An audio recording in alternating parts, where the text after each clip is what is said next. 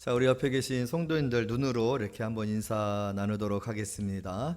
한 주간도 또 승리하시고 또 한 주간에 어려움도 있었던 성도들도 있을 텐데, 그러면 마음으로 이렇게 서로 위로하고 격려하고 반가움을 표현해 보도록 하겠습니다. 잠깐 인사하겠습니다. 네.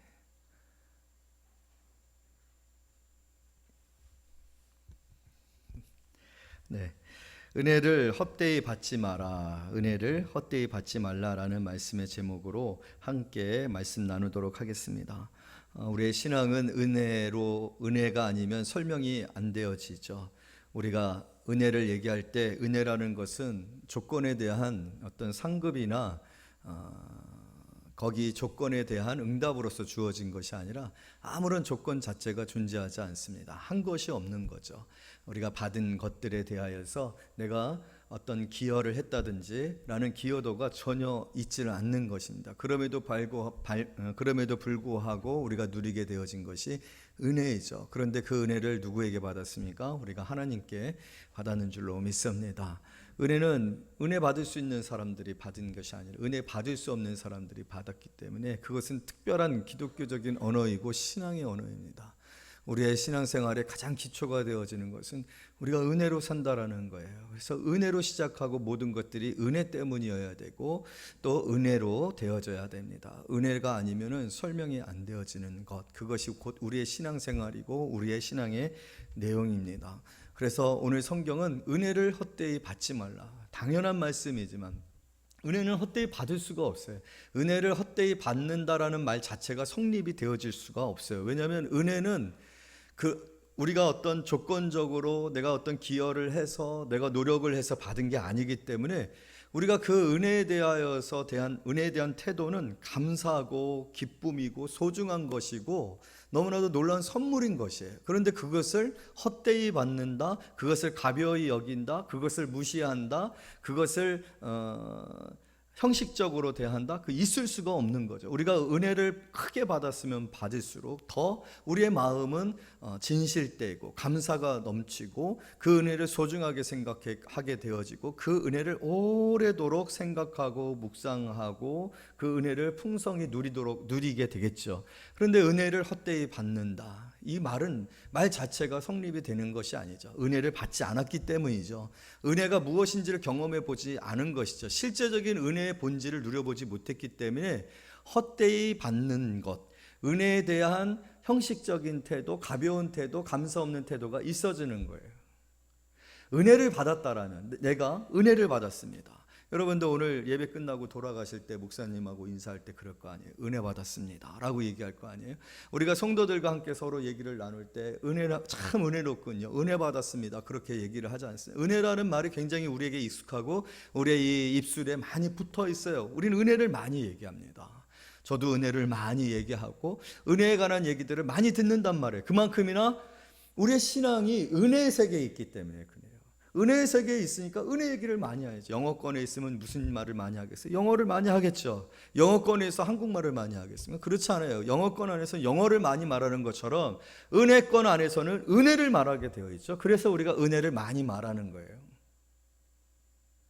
하지만 여러분, 오늘 그 은혜가 그렇게 우리가 은혜 세계 안에서 은혜권 안에서 살아가고 있음에도 불구하고 우리가 받은 은혜가 큼에도 불구하고 우리가 그 은혜를 헛되이 받는다, 있을 수 없는 일이지만 그 있을 수 없는 일이 우리의 현실이 되어지고 있는 것은 실제적이다. 너무나도 안타까운 것은 은혜에 대하여 은혜를 헛되이 받는 일에 대하여 오히려 우리가 익숙하다라는 거예요. 어떻게 저렇게 사람들이 강팍할 수 있을까? 어떻게 저렇게 사람들이 자기를 자랑하고 자기 이름을 드러내고 어떻게 저렇게 은혜에 불충하고 불성실하고 은혜에 대하여 가벼이 행동하고 저렇게 은혜를 쉬이 잊어버리는가? 오히려 이 말들이 더 익숙하지 않습니까? 은혜를 어떻게 그렇게 금방 잊어버리는가? 은혜를 어떻게 이렇게 깜빡 잊어버리는가?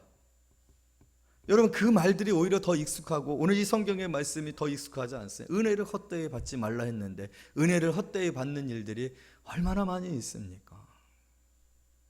그래서 오늘 성경의 이 말씀은 우리하고 참으로도 밀접한 그리고 내 자신의 지금의 상태일 수도 있고 내 자신에 대한 점검이 필요한 그런 말씀이지 아니할까 이렇게 생각되어집니다. 오늘 고린도 교회의 상황도 그런 상황 가운데 있는 거거든요. 바울이 복음을 증거하는 것에 관하여서 그 바울에 대하여 대적하고 그 바울이 전한 그 복음에 관하여서 이들이 받은 은혜가 컸었는데, 여러분 고린도 교회는 고린도 교회가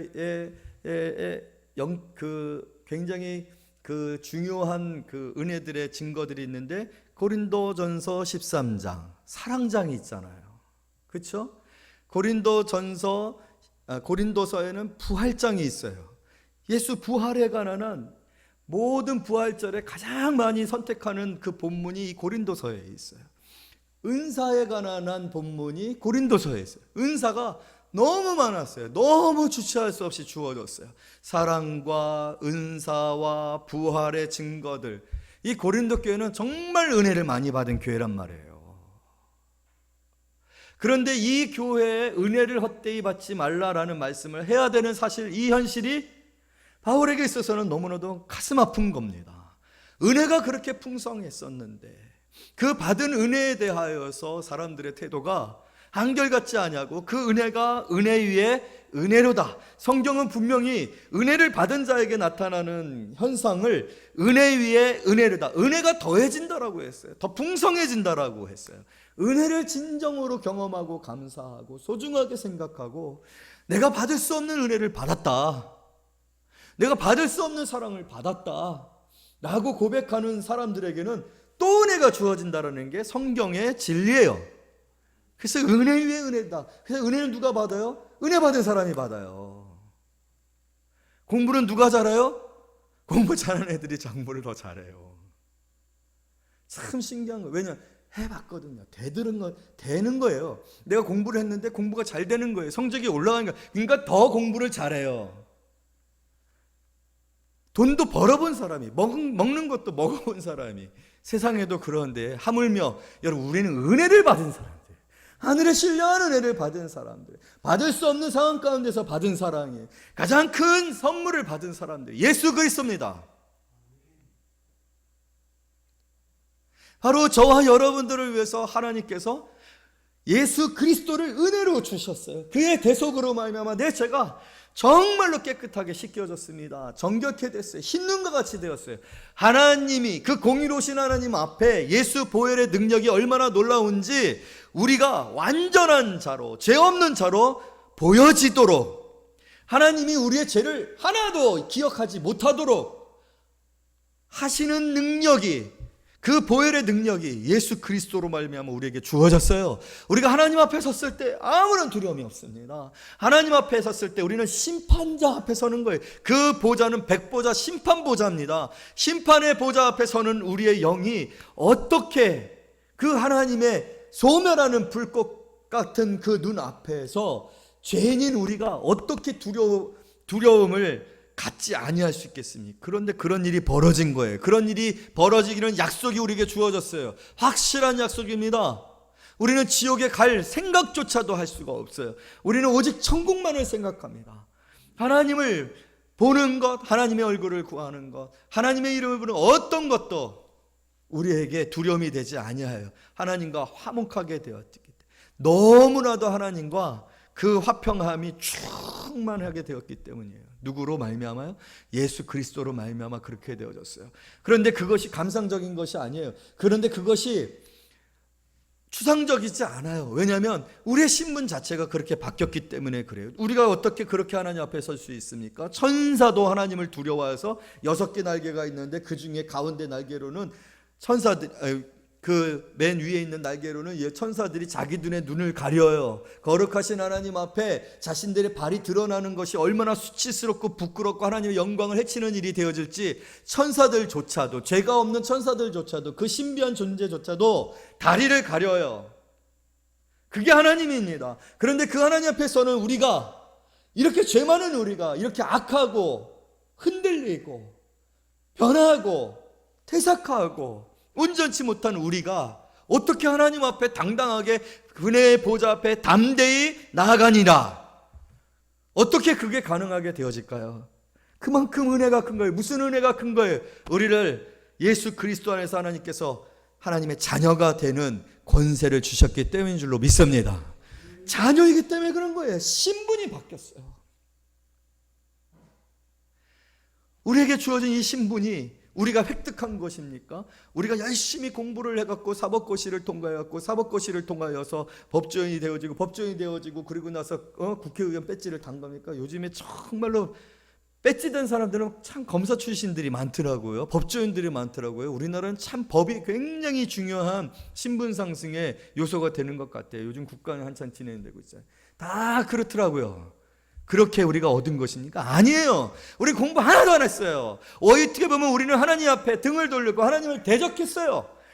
그런데 하나님이 우리를 택하사 우리를 하나님의 자녀가 되게 하시는 이 놀라운 은혜가 저와 여러분의 삶을 완전히 바꿔놓고 우리의 인생을 완전히 바꿔놓고 우리의 미래를 완전히 바꿔놨어요. 너무나도 확실한 미래로 바꿔놓으셨어요. 할렐루야. 그것이 우리가 받은 은혜입니다. 다윗의 고백처럼 여러분 오늘 이 자리는 하나님의 보좌에 그 발판이 있는 것처럼 여겨질 만한 하나님의 임재의 처소입니다. 우리가 이 임재의 처소에 나와 이렇게 하나님 앞에 예배하는 것, 여러분 이 예배가 은혜로 주어진 하나님의 선물이라는 생각을 하시는 겁니까?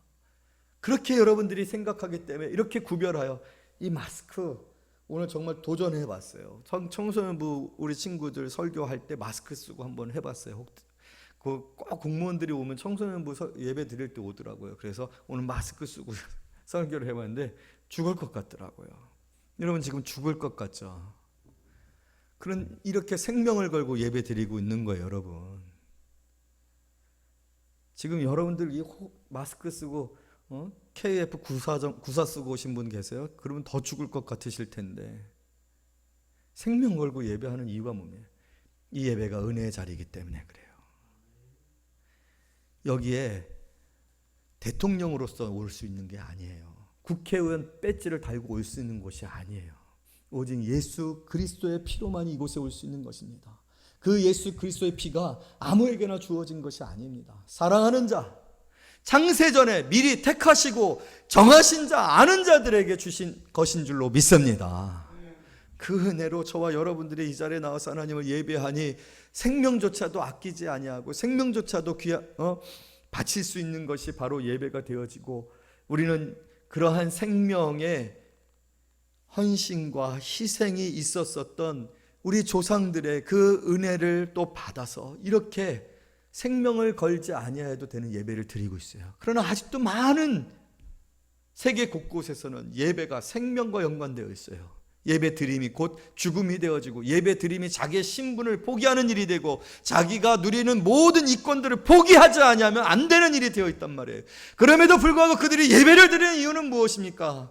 그것보다도 더 귀한 것이 우리에게 주어져 있기 때문에 그런 거예요. 그것보다도 더 확실한 약속이 우리에게 주어져 있기 때문에 그런 거예요. 사랑하는 성도 여러분, 여러분들은 지금 은혜를 헛되이 받지 아니하고 은혜를 감사하고 그 은혜에 여러분들이 갈 수 있는 모든 헌신과 최선을 다하여 예배 드리고 있는 것임을 믿으시기를 원합니다. 귀한 거예요. 헛되이 받지 말라. 여러분 우리가 받은 은혜가 얼마나 놀라운지 2절에서 이렇게 기록되어져 있습니다. 다 같이 읽습니다. 시작. 이르시되 내가 은혜 베풀 때 너에게 듣고 구원의 날에 너를 도왔도다 하셨으니 보라 지금은 은혜 받을 만한 때요 보라 지금은 구원의 날이로다. 이 말씀은 이사야서를 배경으로 하고 있어요. 이사야서 49장에 종의 노래가 있어요. 그 종의 노래 속에서 예수 그리스도를 통한 우리의 그 구원의 약속을 하고 있어요. 그런데 그 구원의 약속으로 말미암아 이스라엘 백성들에게 주어지는 놀라운 축복들과 구원의 사건들을 약속하고 있는 거예요. 그런데 그것을 오늘 성경이 뭐라고 얘기하고 있어요? 내가 은혜 베풀 때 너에게 듣고 구원의 날에 너를 도왔도다. 은혜 베풀 때 너에게 듣고 구원의 날에 너를 도왔도다. 그런 때가 있을 것이다. 은혜가 주어질 때가 있을 것이다. 1차적으로는 이스라엘 백성들이 바벨론 포로 생활 가운데 있었을 때 주어진 예언의 약속의 말씀이에요. 그런데 이스라엘 백성들은 정말 은혜로 바벨론에서 구원을 받았습니다. 할렐루야. 그 바벨론에서 이스라엘의 구원을 받은 역사는요 정말 은혜예요. 바벨론은 가장 강대하고 바벨론은 가장 왕성한 시기에 이스라엘을 점령했고 이스라엘을 포로로 삼고 있었어요. 이스라엘이 군사적으로 독립을 한 게 아니에요. 정치적으로 독립한 것이 아니에요. 이스라엘이 지금은 이스라엘 사람들이 온 세계의 경제권을 잡고 있지만 그 당시 이스라엘 사람들이 그런 경제적인 어떤 힘이 있었던 것들이 아니었어요. 정말 은혜였어요. 하나님이 한 왕을 세우시니 그 왕을 통해서 이스라엘 백성들을 자기 본국으로 돌아가게 한 거예요. 그것이 그 사람의, 그 왕의 정치 성향이었어요. 그런 성향을 가진 왕을 세우신 것 하나님이 하신 거예요. 하나님이 그런다고 하셨거든요. 근데 그 일이 이루어졌고 이스라엘 백성들은 돌아왔어요. 그런데 사실은 그것은 이스라엘 백성들에게 하나의 약속으로만 보여주신 것이, 실제적인 약속은 모든 민족이 구원을 받는 거였는데, 그 모든 민족이 구원을 받는 그 일은 내가 내 아들을 통해서 향하겠다고 약속하셨던 거예요. 그 아들을 통한 약속을 이루셨고, 바로 그 약속이 그 다음에 성경에 나오는 말씀이 보면 구원의 날을 너를 도왔다 하셨으니 보라 지금은 은혜 받을 만한 때요. 할렐루야. 지금은 구원의 날이로다. 지금이라는 거예요. 지금. 그러면 지금이 어느 때라는 거예요? 예수 그리스도께서 오시고 우리를 위해 죽으시고 다시 사셔서 지금도 하나님의 보좌 우편에서 이 구원의 약속을 이루시고 계시는 지금, 그때로부터 이후의 모든 세대, 주님이 다시 오시는 모든 날까지에 속한 세대, 바로 저와 여러분이 속한 이 시대, 그리고 앞으로 우리의 후손들에게 주어진 시대, 그 시대가 지금 은혜 받을 만한 때요, 구원의 날이로다. 할렐루야. 여러분, 그렇게 우리는 그때에 구원을 받았고 그때에 은혜를 받았는 줄로 믿습니다. 우리는 예수 그리스도의 은혜를 받은 사람들이에요. 하나님이 약속한 그 확실한 약속과 확실한 은혜, 그 하나님의 놀라운 은혜가 주어진 세대에 그 은혜가 얼마나 풍성한지, 누구든지 주의 이름을 부르면 구원을 얻으리라 하시는 때에, 여러분 지금 우리가 뭘 하고 있습니까? 구원 얻기 위해서 뭘 하고 있습니까? 아니에요. 아무것도 하지 않아도 돼요. 예수 그리스도께서 우리에게 듣고 우리를 은혜를 주시고 우리에게 구원을 베풀어 주시겠다고 약속하신 그 약속에 의하여서 우리는 예수를 주님라고 부름으로 구원을 받았는 줄로 믿습니다. 얼마나 놀라운 구원인지 몰라요. 여러분, 왜 쉬웠을까요? 구원을 받기 위해서는 하나님은 공의로우신 하나님이신 걸 믿어요. 100이 필요하여 100% 완전하신 하나님이에요. 완전하신 하나님에게 있어서 100% 조건에 만족하지 아니하면 구원을 받을 수 있는 사람이 없어요. 1도 부족해도 안 돼요. 하나님은 완전하시기 때문에, 실수가 없으신 하나님이기 때문에, 거짓이 없으신 하나님이기 때문에 1도 부족하면 우리는 절대로 구원을 받지 못합니다. 그런데 우리는 1이 부족합니까? 아니에요. 우리는 더 많은 부족함이 있는, 100을 넘는 부족함이 있는, 전혀 구원을 받을 수 없는 전적 부패의 존재들입니다. 그거를 증거할 수 있는 이유는 은혜를 헛되이 받지 말라는 말씀이 우리에게 익숙하다는 것으로도 우리가 말할 수 있잖아요. 오늘 우리의 예배에 대한 태도나 우리의 삶에 얼마나 우리는 여전히 실패하고 죄를 짓고 있습니까? 이전에도 그랬고 지금도 여전히 연약하고 여전히 실패하고 여전히 죄에 넘어지고 있고 죄의 유혹 가운데 있어요. 우리가 완전합니까? 그렇지 않다라는 거예요. 그건 뭘 말하고 있습니까? 우리가 100이 아니라 우리의 구원이 우리가 100을 채워 받은 구원이 아니라는 거예요. 1도 부족하지 아니하면 안 되는 하나님의 그 온전하신 요구에 우리가 어떻게 구원을 받았어요? 육신으로서는 할 수 없다라고 얘기했어요. 분명히. 그런데 그것을 누구를 통해서 이루신 거예요? 예수 그리스도를 통해서 내가 구원을 받은 것입니다. 예수 그리스도의 은혜가 어떻게 풍성한지, 얼마나 풍성한지 오히려 우리가 쉽게 구원을 받았다는 생각을 하는 거예요. 값싼 은혜라는 말이 왜 나왔겠습니까? 여러분, 은혜는 값싸지 않습니다. 은혜가 값싼 이유는요, 은혜가 너무 풍성해서 그런 거예요. 우리가 감당치 못할 은혜를 받았기 때문에 그런 거예요. 여러분, 그런 감사와 고백이 오늘 이 예배가 되어지기를 원합니다. 제가 왜 이런 얘기들을 하느냐면요, 그런 은혜인데 그런 은혜를 어떻게 헛되이 받느냐는 거죠. 여러분, 우리가 받은 은혜가 그러한 은혜일진데, 은혜가 크고 그 은혜가 놀랍고 그 은혜가 감당할 수 없는 은혜이다라면, 그 은혜를 진정으로 받고 그 은혜에 대한 감격과 감사가 우리에게 있는 사람들이라면 우리의 삶이 어떤 삶이 되어야 할 것인가? 특별히 성경은요, 뭐라고 얘기를 하고 있느냐면 이 부분에 있어서 우리를 이렇게 표현하고 있어요. 바울 스스로는 자신을 이렇게 표현하고 있죠. 6장 1절 다 같이 있습니다. 시작. 우리가 하나님과 함께 일하는 자다. 또 3절 말씀 다 같이 있습니다. 시작. 우리가 이 직분이 비방을 받지 않도록 하려고. 뭐라고 얘기하고 있는 거예요? 이 은혜에 관하여서 바울이 자신을 하나님과 함께 일하는 자다라고 얘기하고 있어요. 그리고 그것을 직분이라고 표현을 하고 있어요. 여러분, 오늘 이것은 저와 여러분들에도 동일한 적용으로 우리가 받을 수 있는 말씀입니다. 이것은 무엇을 말하고 있느냐면요, 여러분, 이제 우리가 은혜를 이렇게 받았잖아요. 이렇게 풍성한 은혜를 받았잖아요. 그러면 그 은혜를 받은 우리가 이제 어떤 사람들이 되어야 하는 거예요? 하나님과 함께 일하는 자가 되어야 돼요. 하나님과 함께 일하는 직분을 받은 자. 그래서 고린도서에서는 그것을 우리에게 이렇게 표현해요. 우리는 하나님의 동역자요, 하나님의 집이요, 하나님의 밭이니라. 그리고 우리가 이 본문 바로 직전에서는 우리에게 하나님이 화목해 하는 직분을 주셨으니 라고 표현되어져 있어요. 여러분, 이 기원이 어디서부터 시작되어지느냐면요, 내가 하나님과 함께 일하는 자, 내가 하나님께 받은 직분이 어디서부터? 은혜에서 시작되어지는 거예요. 은혜의 수준에서 시작되어지는 거예요. 그래서 우리가 예배의 부름을 받고, 우리가 집사의 직분을 받고, 우리가 이 땅 가운데서 복음을 전하고 이 땅 가운데서 하나님의 나라를 이루어가는 일꾼으로, 하나님의 사람들로 살아가는 이 일도 무엇이라는 거예요? 은혜로 말미암은 것이고 은혜의 수준으로 되어져야 한다라는 것을 얘기하는 거예요. 우리의 인생이 이렇게 구별되어 있단 말이에요. 은혜로 말미암아 주어진 하나님과 함께하는 자, 하나님의 나라를 증거하고 하나님의 일꾼으로서 살아가는 삶으로 우리의 삶이 주어져 있단 말이에요. 그 삶에 있어서 은혜를 헛되이 받지 말라라고 얘기를 하고 있는 거죠. 그 구체적인 내용들이 이렇게 나오고 있습니다. 우리 3절부터 먼저 5절까지 있습니다. 시작.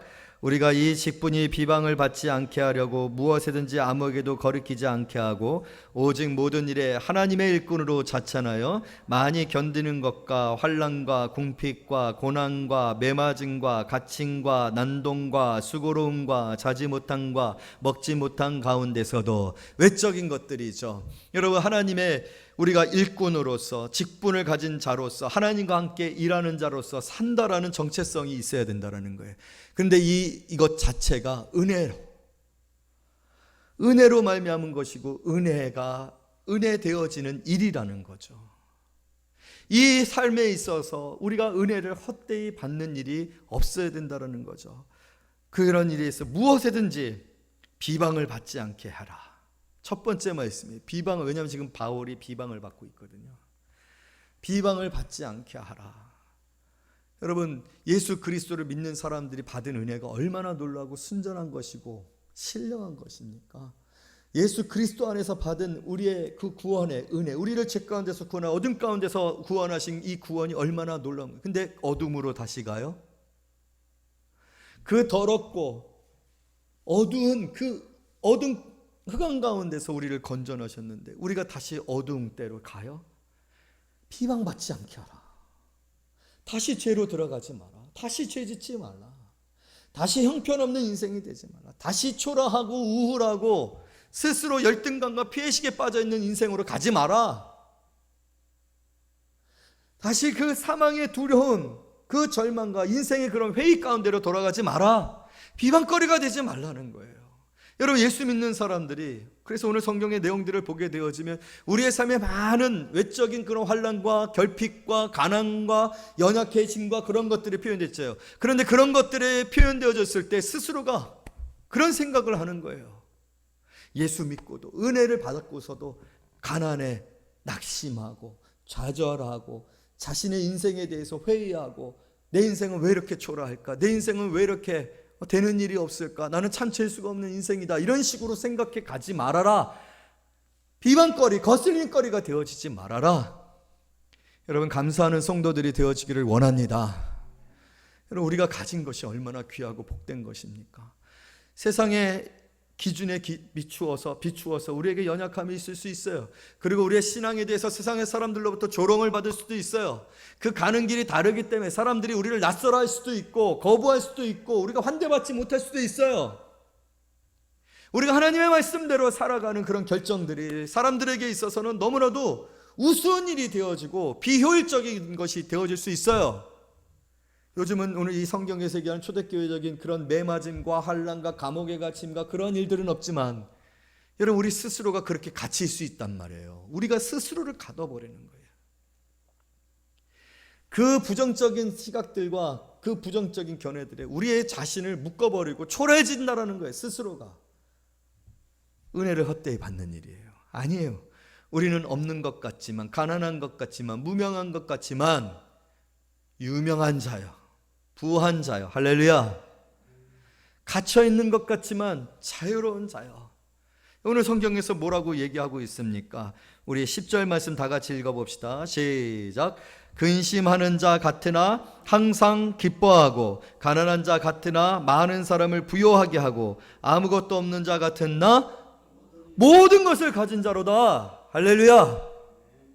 세상의 사람들 앞에 그러한 여러분들의 당당함을 보여주십시오. 세상의 사람들 앞에서 우리 안에 있는 이 기쁨을 표현하고 드러내고 그 자신감을 가지고 사람들과 관계를 맺으십시오. 여러분들의 언어에 그런 표현들이 들어가기를 원합니다. 부정적이고 실망하고 좌절하고 낙심하고 안타까워하는, 그리고 외로움을 표현하는 그러한 마음들이 아니라 정말 하나님이 우리에게 주신 이 기쁨을 표현하고, 우리 모든 것을 가졌잖아요.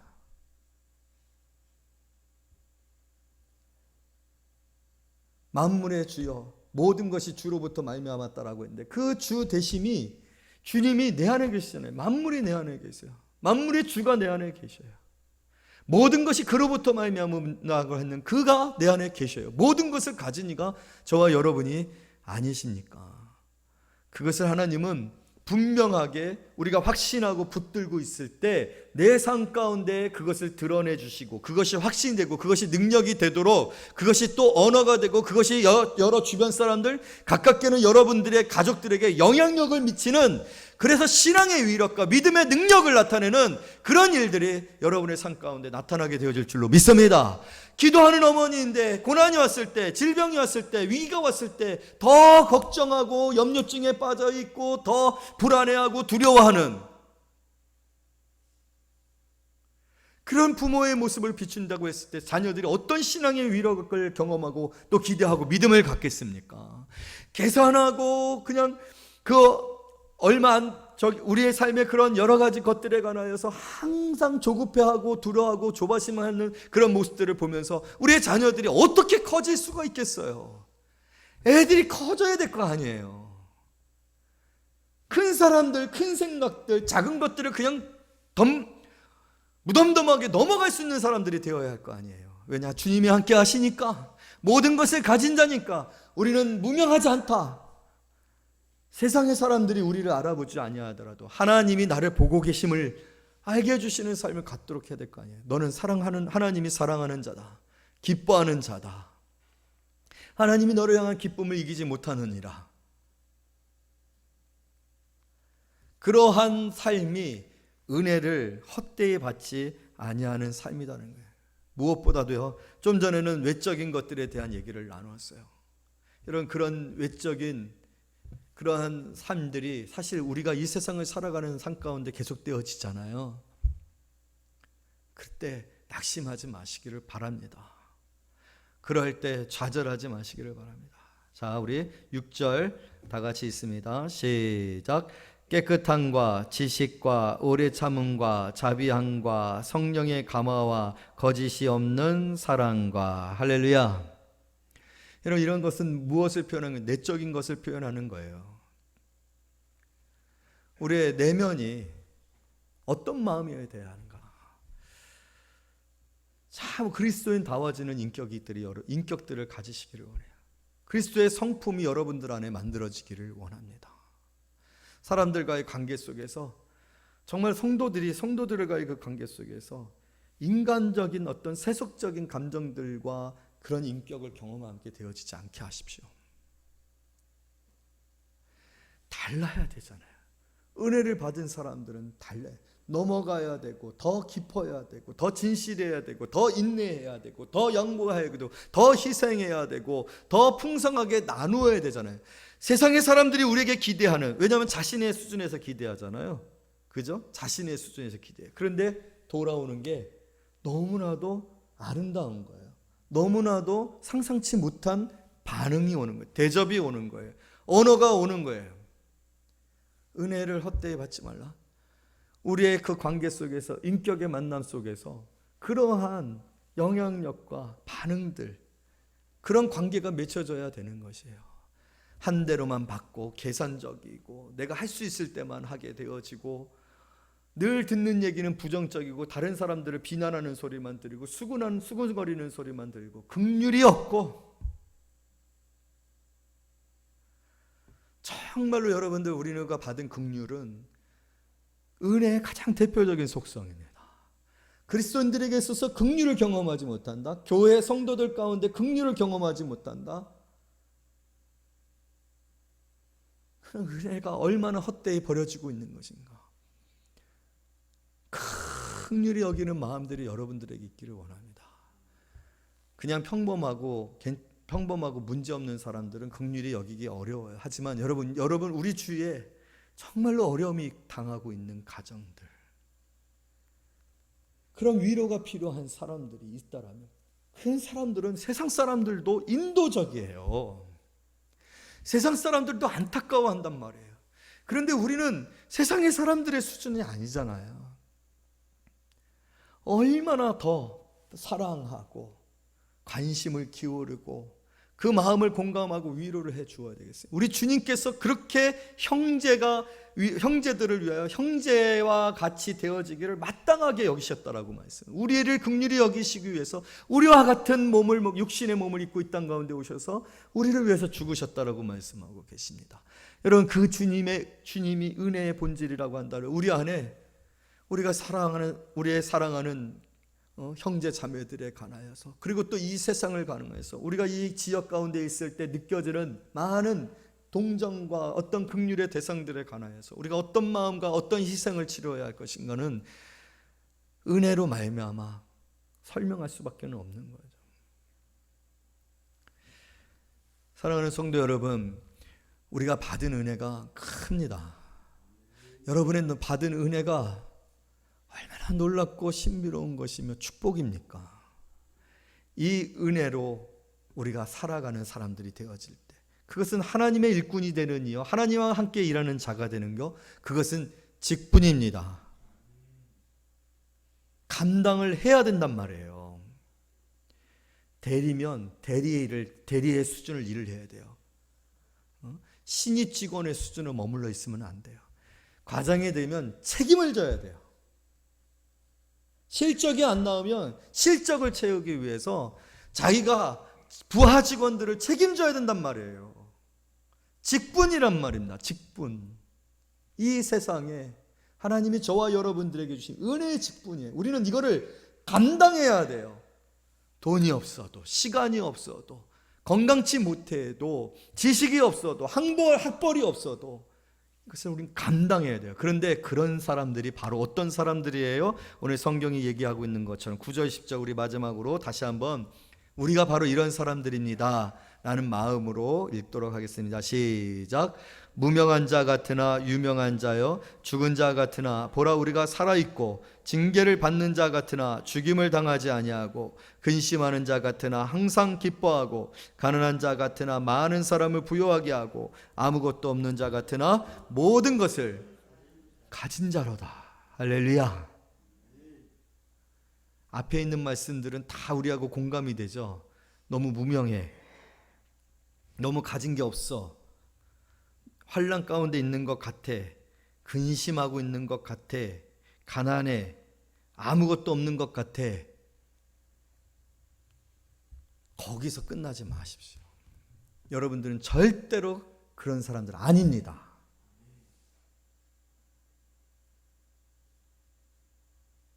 여러분들은 은혜로 그 다음에 있는 말씀대로 되어진 사람들임을 믿으시기를 원합니다. 모든 것을 가진 자임을 믿으시기를 원합니다.